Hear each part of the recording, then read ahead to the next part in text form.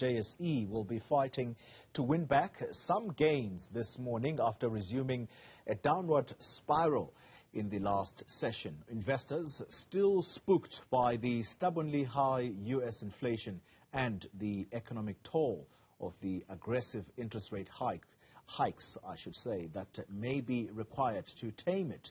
Matete Thulare is head of foreign exchange execution at Rand Merchant Bank, and he joins us now for the latest markets update.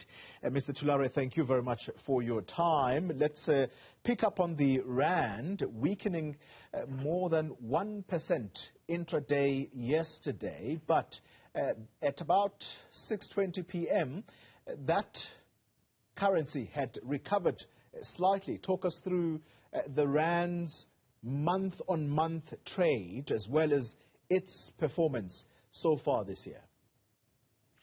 Good morning, Collie. I suppose there's a reason they call it the rattlesnake, because you just never know which direction it's actually going to go in. I mean, if you think about it, the Rand has actually been range-bound. I mean, we started at 16, and it's been, towards the 1627 areas, despite the ongoing messy moves that we've seen in global markets. You've seen in the Bitcoin space where things have just, asset values have been wiped out.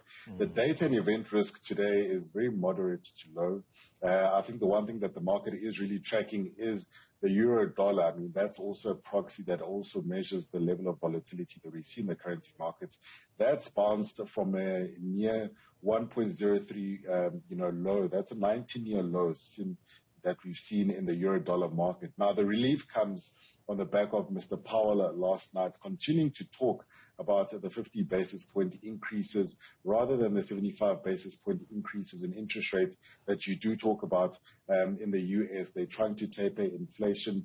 They're trying to get inflation under control, but they have alluded to the fact that it will include some pain. Yeah. And obviously that pain will obviously involve a lot of market volatility.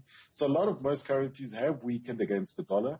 But funny enough, the Rand, as the rattlesnake, it keeps holding on, and we held up very well yesterday, and it's showing a bit more resilience than what we thought.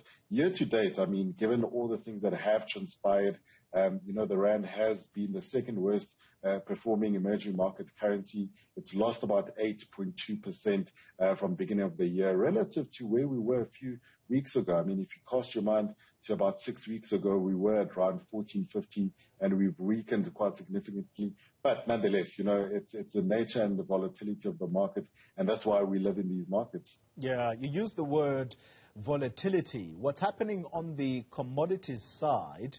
Are we seeing the same level of volatility that's been evident on the local index and the currency? Look, I think for us, the two key asset classes, especially in the commodity space, has been oil and gold. I mean, obviously, you can appreciate the fact that from a local consumer point of view, oil is going to be very much, key, especially when you consider the fact that potentially next month we might have a 3 Rand increase in petrol prices. Now, oil has advanced for the third day, bookending another tumultuous week of trading. I mean, markets are now looking at the prospect of a European Union ban on Russian crude imports, and obviously the uncertainty with regards to China's COVID-19 resurgence.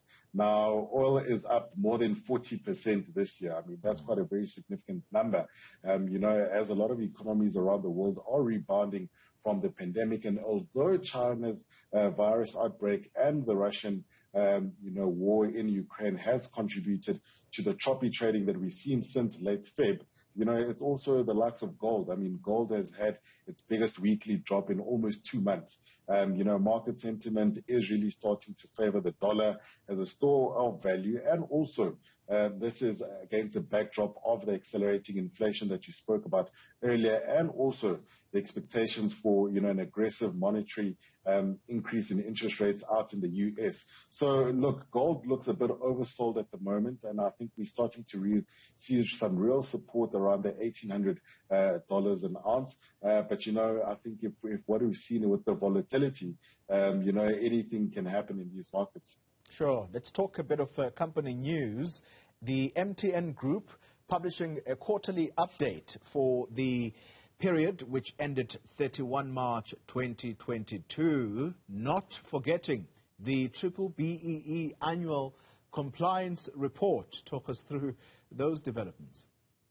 Look, I think they've delivered a really solid quarter one 2022 performance. I mean, this performance shows the resilience of the business, and I think with double-digit service revenue growth in a very challenging macroeconomic environment in South Africa. I mean, what we've seen is that group voice revenue, that's up 2.5%. I mean, that's obviously as the shift is towards data in this current environment that we're in, and that's also filtering through into their group data revenue. That's up 37%. And also, you know, their group fintech revenue, that's up 21%. So it just shows you that the world and the way we're moving into the telecom space is towards data and fintech. And most of the markets that they have a footprint in have experienced rising inflation and interest rates. So it's not only, showing itself in the likes of the commodities and the FX markets, but it's also showing in the likes of MTN. And obviously there's been pressure on the consumer in terms of spending, which is obviously driven by the recent global event impacts that also are impacting food and energy prices. And this is also compounded by the global supply chains, that we've experienced disruptions across the board globally. But nonetheless, I mean, MTN, if you remember, in the latter part of April, they paid about 3 billion for the allotment of spectrum locally, which was obviously good news. This will obviously help MTN ramp up investment to increase coverage for their 5G offering, combined with the 7 billion that they've spent in quarter one for capital expenditure. Sure. Let's conclude the conversation with Harmony Gold also posting an operational update for the 9 months, which ended on the 31st of March. How are their numbers looking? Yeah, so look, I think over the past few quarters, there's been a renewed wave of uncertainty, specifically for the gold counters. They were the major contributors to the tax base, as we've seen Minister Godongwane alluding to this fact in February. And also, that they've also came out to say, look, Harmony is also now starting to say, look, the uncertainty has been compounded by the concerns of low economic growth that we've seen locally. There's increasing risk of conflict, and also they've been also hampered by the supply chain disruption. So it just shows you this is a theme that comes across the board for a lot of South African corporates. The South African operations, they've delivered a 2% increase in production. Overall, the production was impacted in the third quarter as a result of the conveyor belt failures that they saw at one of their mines. There was some adverse ground conditions at some of their other mines. And also, the other big thing has been the safety-related stoppages at Boneng and Bambanani mines.